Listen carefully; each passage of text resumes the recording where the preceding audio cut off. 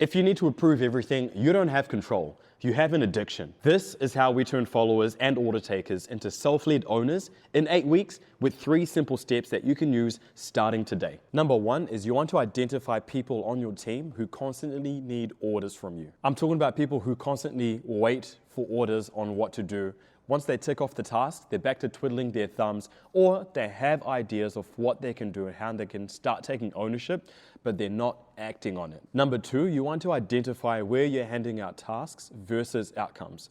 Let me give you an example. A task sounds like, hey, I want you to do this proposal, versus an outcome, which sounds like, I want you to own this client relationship and make sure we win their business. You see the difference? One is about activity, whereas the other is about ownership and an outcome. And number 3, you want to transfer ownership through those outcomes. When you give tasks, you create followers, but when you transfer ownership, you create leaders. Here's an example from one of my clients where they went from handing out tasks to giving outcomes.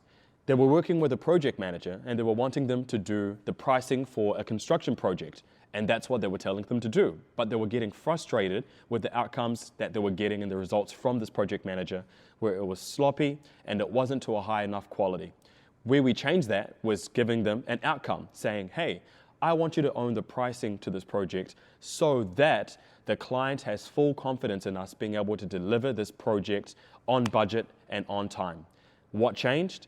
The project manager needed now to think about a whole lot more than just doing the pricing, and excellence came into that as well. So here's a recap.